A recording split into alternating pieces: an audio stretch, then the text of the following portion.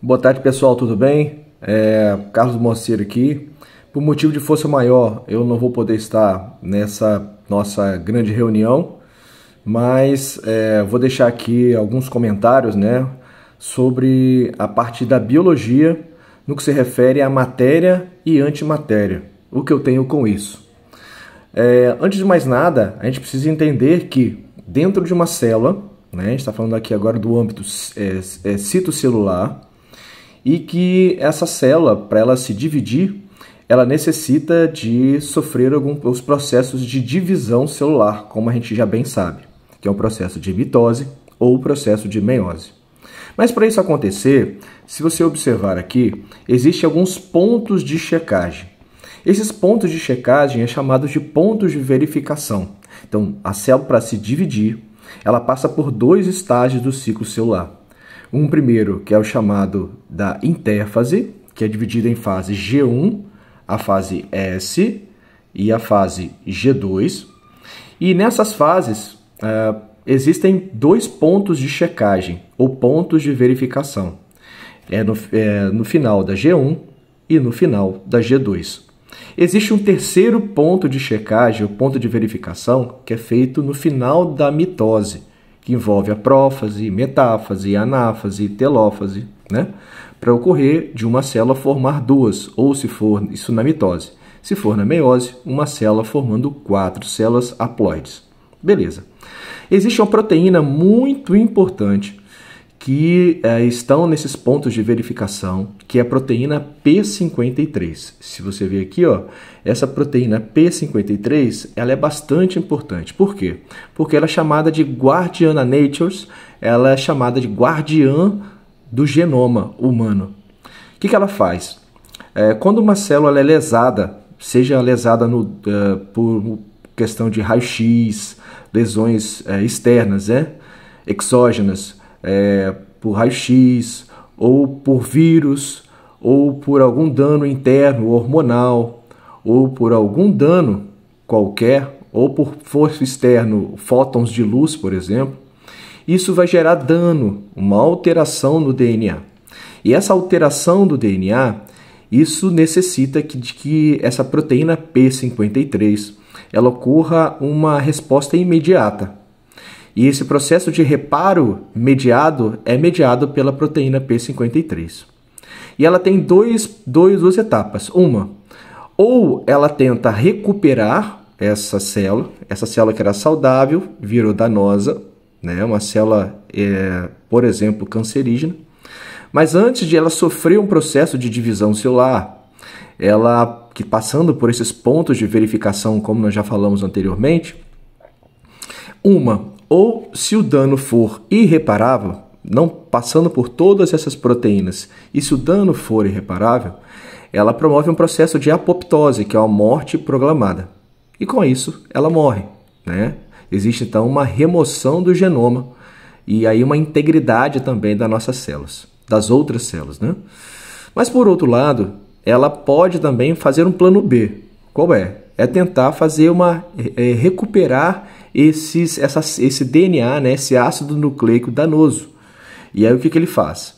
E aí ele pega pela via da proteína P53, mais a expressividade da proteína P21, ela promove uma antiapoptose, ou seja, não permite que ela morra, porque ela conseguiu consertar, né, reparar essa célula. Essa célula reparada, logo, ela continua o seu processo de divisão celular. Mas isso pode ocorrer uma mutação na proteína P53, como você está sendo verificado aqui, ó, dentro do seu slide, que provavelmente deve estar passando na sala aí. Com erro, essa mutação, com dano nessa proteína P53, isso faz com que esse ciclo não ocorra de forma correta e formam células cancerígenas. E aí, essas células cancerígenas vão ser promovidas a partir de um erro da proteína P53.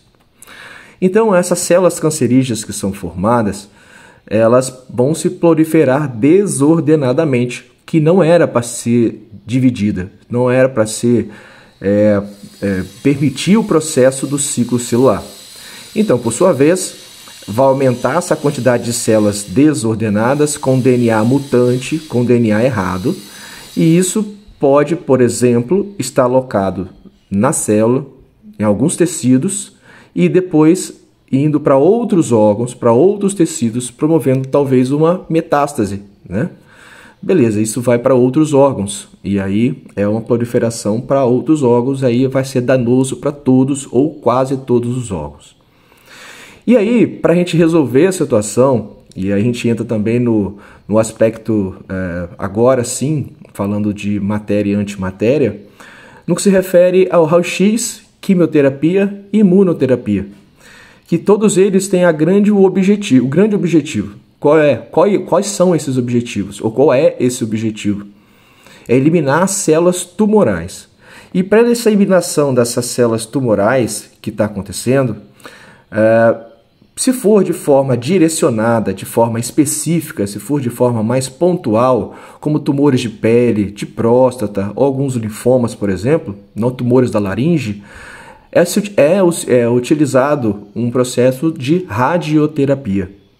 E essa radioterapia vai ser utilizado alguns campos de positron para que seja de forma direcionada essa quantidade de células, né, a quantidade de células mutantes, formando esse tumor, para que seja eliminado esse conjunto de células erradas que foram se dividindo para ser eliminada, ou seja, mais pontual, mais específico naquela determinado órgão, naquela determinado tecido, naquela determinada região. Mas pode ser feito também um outro processo que é de quimioterapia, né? Essa quimioterapia é utilizada por exemplo, por medicamentos, composição medicamentosa de forma geral, né? Aplicada, por exemplo, de forma oral, né? Você tomando algum esse medicamento via oral ou podendo ser venosa, né? E aí você tem um ataque, né, uma destruição, uma lise celular em todo o corpo, né? É uma ação mais generalizada, diferente um pouco da radioterapia. E esse processo imunoterapêutico, ele afeta, obviamente, como fala de imuno, nos se refere ao sistema imunológico desse paciente, que para eliminar e atacar, através de macrófagos, essas células cancerígenas. Aqui tem mostrando uma micrografia de uma radiografia de uma senhora, né, uma mulher de 48 anos, que de um lado você tem uma sequência axial de uma aplicação de um contraste gadolínico, e esse contraste faz com que você enfatize células que estão tumorais, e mostra que na região cerebral, essas partes mais brancas aqui, ó, refere-se às células que estão marcadas através dessa solução gadolínico, e mostra que principalmente na região inicial aqui do lóbulo direito, né, superior, da frontal, e da parte da região occipital direita, mais lateralizada, né, contralateral, e mostrando também, através de um processo de raio-x, de contraste, usada como uma tomografia, que é a da letra B aqui, mostrando que, de fato, não só a parte frontal, mais lateralizada, né, do hemisfério direito, mas principalmente da região occipital e contralateral, né, onde está mais relacionado com a visão, essa região, né, está relacionado com a visão.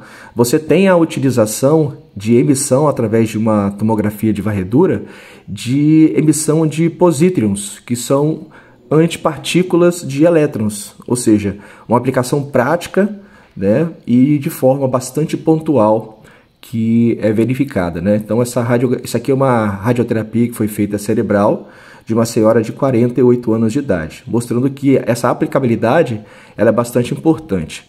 Quando você tem algum tumor cerebral, ou na face ou na região do pescoço, até a região do tronco, é utilizado aqui uma grade, né? E essa grade ela tem a responsabilidade de deixá-lo numa posição central, para que, por exemplo, no raio-x, numa posição sempre quando a radioterapia, como é algo pontual, seja utilizada e atacada células tumorais de forma bastante específica naquela determinada região. Então o paciente não pode se movimentar para que não ocorra um processo de deterioração de células cancerígenas e também de células adjacentes, né? Células que estão ao lado. Então aqui a gente tem mostrando tipos de radiação que nós temos, né? Radiação do tipo alfa. Essa do tipo alfa possui pouca potência, né? Que passa, né? Não passa através de uma folha de papel. As betas já tem uma potência um pouquinho maior, né? As das gamas têm uma força de penetração bem mais forte, e as dos raios-x, como a gente está falando aqui, tem um alto poder de penetração. Os tipos de quimioterapia, como nós já falamos, nós temos aqui os mais comuns: as de via oral, a de injeção, a via oral, né, através de cápsula, comprimidos que são ingeridos, passa pelo trato gastrointestinal e chega ao local de lesão.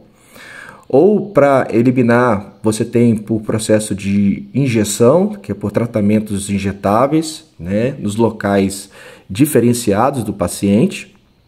E você tem a intravenosa, como está mostrando na imagem aqui, né, que é aplicada diretamente na veia do paciente. E esse medicamento vai ser passado pela corrente sanguínea para chegar até o tecido lesionado por células tumorais para eliminá-la. Mas voltando aqui aos processos de raio-x, né? Os raios do tipo alfa e os raios do tipo gama, a gente tem uma observação que as do tipo alfa, elas afetam especialmente aqui células mais pontuais e células nas regiões nucleares, né? Onde tem um material genético, que é o ácido desoxirribonucleico, que é o DNA. E você tem um de curto alcance. Por que de curto alcance? Porque são raios do tipo alfa, né? Contém alta transferência de energia e ela deteriora pontes de bases nitrogenadas, pontes de hidrogênio de bases nitrogenadas. Aqui só mostrando de forma bastante eficaz os raios do tipo alfa, que tem um efeito excelente no tratamento do câncer e para efeitos do tecido ao redor. Por outro lado, a gente tem aqui os raios-x, o raio do tipo beta, né, dos elétrons. Essa já atravessa várias células, né, células adjacentes, e chegam até a célula lesionada, e então ela tem longo alcance, só que ela tem uma baixa transferência de energia, e ela tem um efeito mais moderado em relação aos raios do tipo alfa, né, tem efeito colateral um pouquinho maior.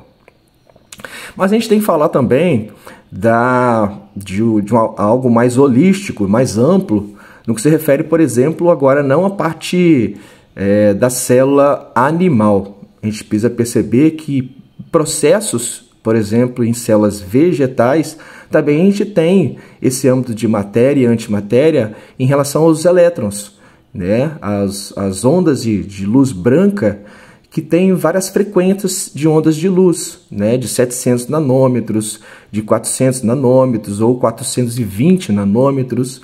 E quando a gente fala de fotossíntese, a gente está falando de incidência de luz branca, que ela tem várias frequências de ondas de luz, onde essa unidade de medida é em nanômetros. Isso faz com que haja um processo bastante importante no processo fotossintético. Aqui mostra para você, com uma revisão aqui, o processo geral do processo da fotossíntese. Que a gente tem essa aqui é a estrutura do cloroplasto, e que dentro dele a gente tem uma fase que ocorre no cloroplasto nas lamelas do tilacoide, nas membranas, né, desses tilacoides aqui, ó.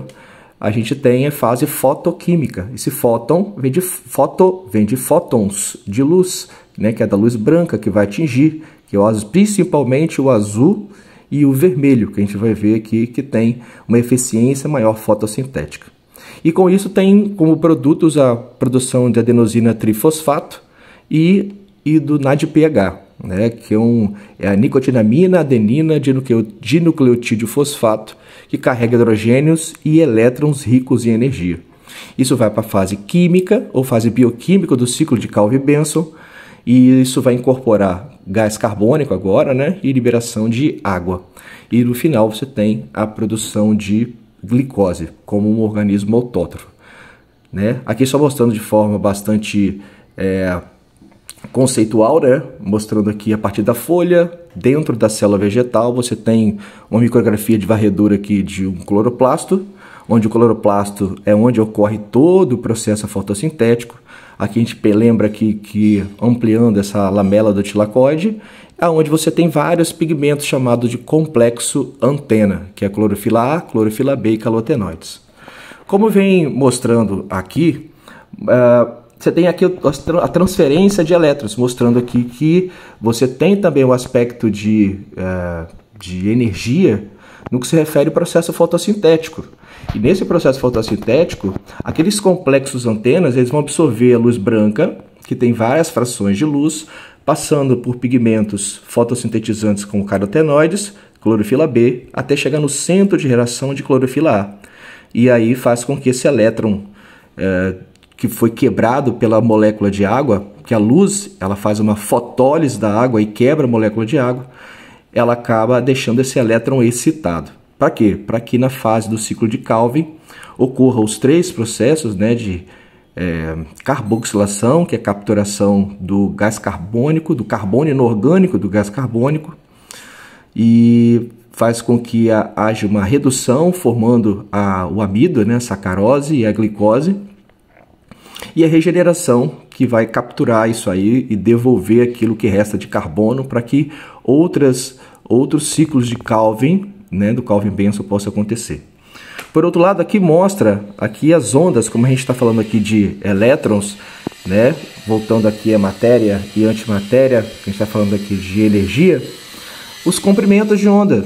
Então nós temos alta energia até os de baixa energia, ou de pequeno comprimento de onda até o de grande comprimento de onda. Nós temos aqui os raios gama, como nós já falamos, o raio X, né, relacionado aqui com a radioterapia, ou da radioterapia, né, do raio gama, raio X, os raios ultravioletas, e nesse intermédio aqui a gente tem a luz visível, que é a luz branca, essa luz emitida pelo Sol, né, que está relacionado diretamente, intrínseco, né, com o processo fotossintético. Aí você tem essas medidas, essas unidades de medidas de 400, 500, 600 e 700, é a unidade chamada em nanômetros, nm, que é a unidade de medida de luz. Mas você também tem outros tipos de luz, de frequências de comprimentos de ondas, como o infravermelho, que aí é um pouquinho maior, né? Menor, né? Baixa energia, o de radar, ou de ondas curtas até ondas de rádio. E o que nos faz entender aqui que existem dois tipos de frequências de ondas de luz que na fotossíntese tem uma maior eficiência, né, na sua produtividade fotossintética, que é a luz vermelha, e que é a luz vermelha e que é a luz azul, azul e vermelho. A azul ela tem 420 nanômetros, enquanto a vermelha você tem 700 nanômetros. Como que é medido isso? Ela é mensurado a partir das cristas das ondas, mostrando que essas duas cristas das ondas, de várias outras que tem, das várias cores, violeta, azul, verde, amarelo, alaranjado e vermelho, esses dois é que promovem maior eficiência fotossintética. Mostra aqui então, ó, de fato, que a luz azul e o vermelho você tem os picos de clorofila que ela absorvem, tem maior eficiência na excitação dos elétrons e, de fato, mostrando a correlação entre a absorção de luz e a taxa fotossintética, que também, né, corrobora com aquilo que a gente está falando. Outra coisa também para a gente relatar é que existem, na questão de baixa incidência de luz sobre essas plantas, que tem plantas que são chamadas de umbrófilas e heliófilas. Aqui tem uma correlação de intensidade luminosa correlacionando com a velocidade de reação. De quê? Da taxa de fotossíntese. E as plantas chamadas de umbrófilas, essas que, por exemplo, estão próximas da gente aqui no Guimarães, são chamadas plantas de sombra, que necessitam de um ponto de compensação fótica menor, né? Pouca luz, que ela já satisfaz o seu processo fotossintético e ela vai se dar muito bem. Por outro lado, plantas do tipo heliófila, são plantas de sol, por exemplo, plantas de restinga, ela tem um ponto de compensação maior. Por fim, a gente tem plantas classificadas, né, como plantas do grupo do tipo C3, plantas do tipo C4 e CAN. A C3, por exemplo, as do trigo, ela tem um ciclo de Calvin mais curto, né, produzindo aqui açúcar, por exemplo, e ela tem uma desvantagem de perder muita água, né? A vantagem dela é ter origem eficiente, mas ela perde muita água por evaporação. Então, em locais, em climas muito quentes, ela perde muita água. Então, é uma desvantagem muito grande, né? Então, plantas de trigo sendo, por exemplo, plantadas, né, e produzidas a partir de locais, por exemplo, muito quentes, não são muito eficientes. E daí, por exemplo, né, acrescentando aí plantas transgênicas nesses locais, né, que aí é um ponto de discussão bastante amplo depois. É uma seara bastante ampla quando ele fala de transgênico, mas tem se utilizado. E no nosso país, uma porcentagem pequena é aprovada. As plantas do tipo C4, por exemplo, as de milho, que ela tem uma capacidade muito grande ela requer muita energia, então ela vive em ambiente mais quente, né? E por fim, a gente tem as plantas do tipo CAN, a do metabolismo ácido das crassuláceas, como a gente tem o do cacto. Ele tem uma eficiência fotossintética bastante interessante.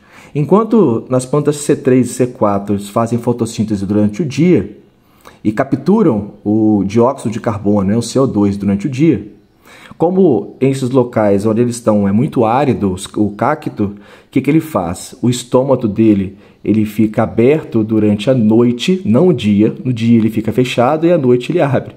E o que ele faz? À noite ele captura o gás carbônico, o dióxido de carbono ele captura, e ele fecha depois para quê? Para ele não perder água por transpiração durante o dia, porque o sol está pino durante o dia. E o que ele faz? Nessa hora ele consegue transformar em glicose. Então por isso que existe uma eficiência fisiológica e fotossintética bastante interessante nos cactos. Por que ele consegue suportar esses ambientes? Óbvio que externamente a gente ele tem espinhos, ele não tem folha para evitar a transpiração, mas internamente ele tem esse processo de fotossíntese fisiológico, tá? Então o processo de matéria e antimatéria dos elétrons, ele pode ser utilizado tanto em processos citogenéticos, né, de radioterapia, né, de quimioterapia, de imunoterapia, né, através de processos bastante ligados aos elétrons, que aí os professores Otoriel e Rodrigo vão abordar com vocês.